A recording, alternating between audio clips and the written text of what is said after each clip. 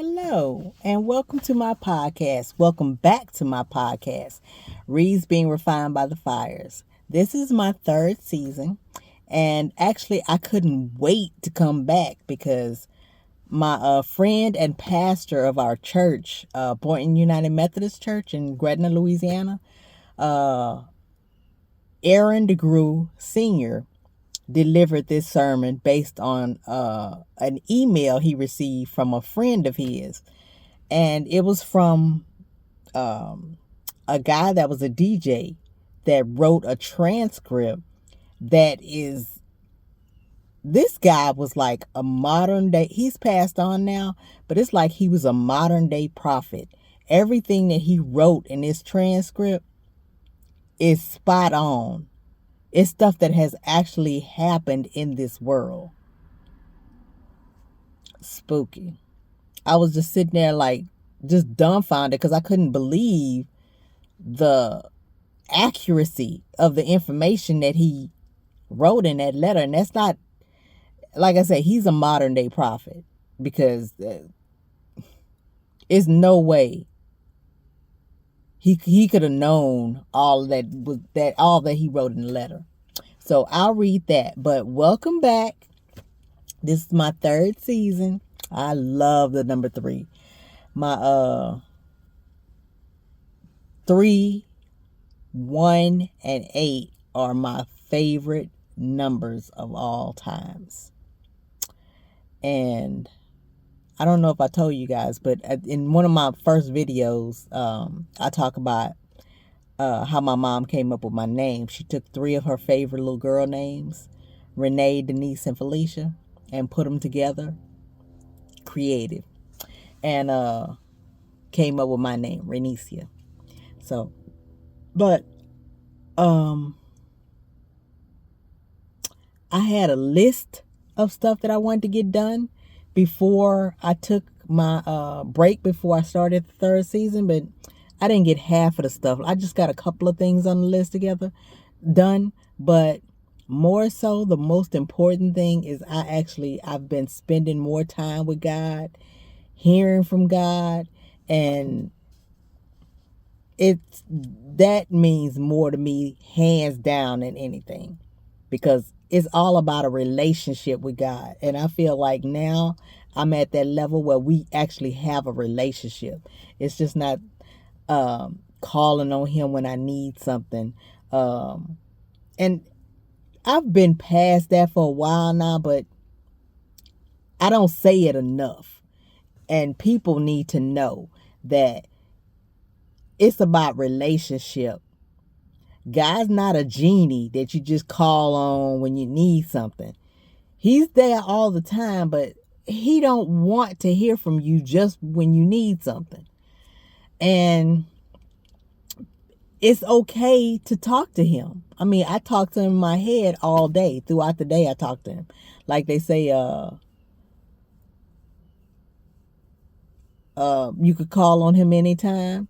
He's always listening. His ear is always open. He wants to hear from you. So just give it a try. You could talk to him in your head and not audibly. You don't have to move your mouth, and words don't have to come out your mouth. You can talk to him in your head. He reads your thoughts. He knows what you're going to do before you do it. God knows everything. He created you before he put you in your mother's womb. He chose you to be here for such a time as this. So, but back to the subject.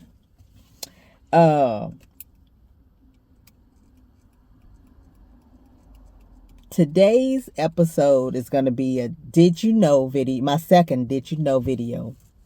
And it's going to be Did You Know, and the title of the article is If I Were the Devil, written by Paul Harvey in 1965. And I'm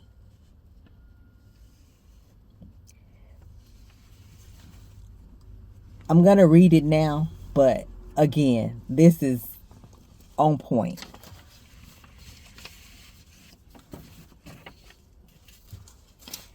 If I were the devil, if I were the prince of darkness, I'd want to engulf the whole world in darkness. And I'd have a third of its real estate, 4/5 of its population, but I wouldn't be happy until I seized the ripest apple on the tree. Sound familiar? The, meaning you. So I'd set about however necessary to take over the United States. I'd subvert the churches first. I'd begin with a campaign of whispers. With the wisdom of a serpent, I will whisper to you as I whispered to Eve, do as you please. To the young, I will whisper that the Bible is a myth. I will convince them that man created God instead of the other way around. I will confide that what's bad is good and what's good is square. And the old, I would teach to pray after me, Our Father, which art in Washington.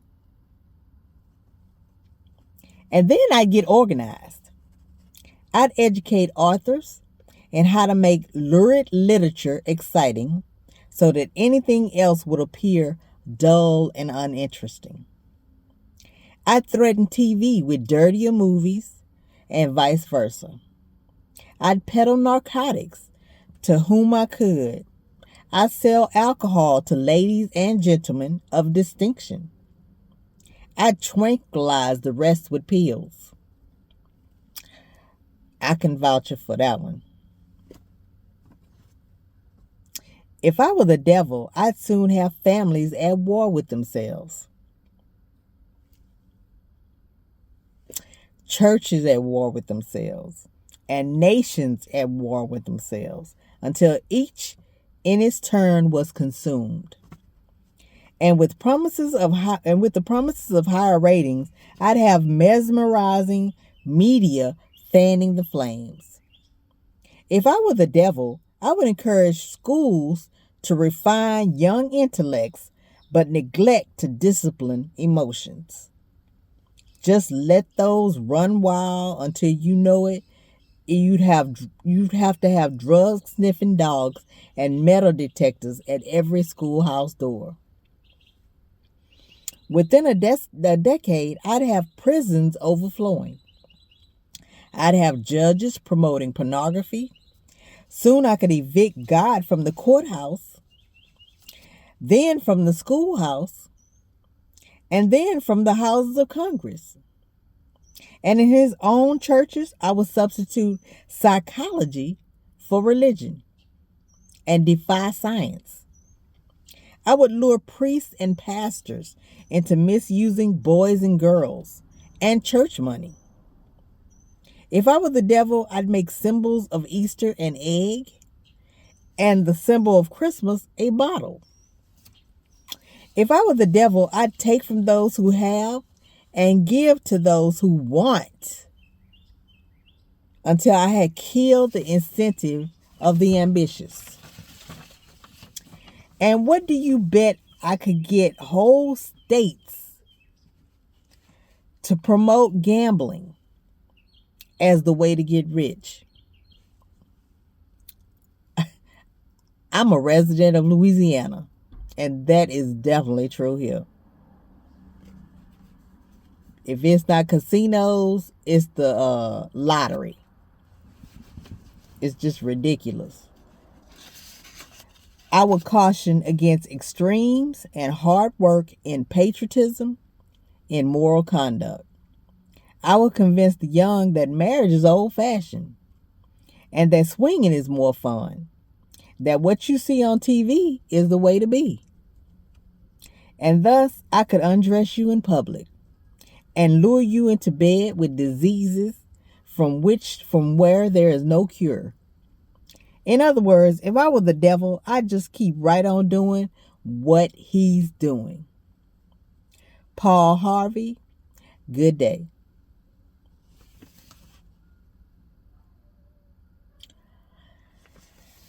I mean, I'm sounding the alarm. Where are my keys? This is the alarm. Wake up. Wake up.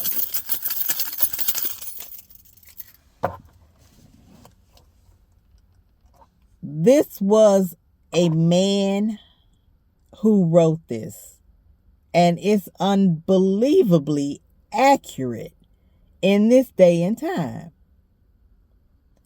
People are asleep and don't realize it. Wake up, guys. You don't want to burn in hell for the rest of your life, for eternity. You want to be heaven bound. You want to do right. You want to please God, not the devil. Live for God. Live right. Live a life that's in the light, not in the darkness. Darkness can't survive the light. You want to be in the light. The light is right. The light is right. Darkness is the left. Go to the right. Amazing. I hope you've been alerted to this issue. Please like, subscribe, and share with someone else who could stand to be educated and entertained on this issue. Because like I say, when I heard that sermon that Pastor A delivered last month, I was just like, I can't wait to get back. That's going to be one of my first episodes. And did you know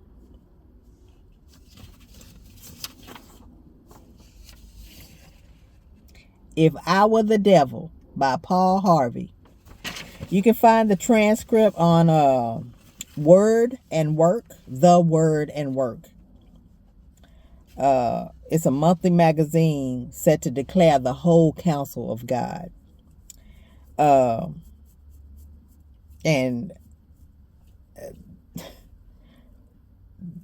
the world is doomed.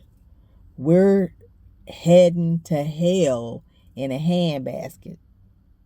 Well, I'm not, but the world in general is. I believe I'm going to heaven. And I want to see you guys there. Yep. So, stay blessed. Have a good day. And please share, like, subscribe, and share. And I'll see you in a couple of weeks. Thank you. Bye-bye. No, on the 4th week, it will be my special guest speaker. And it's going to be my youngest daughter's godmother, Marsha Jones Calloway. So stay tuned for that episode. Bye and stay blessed.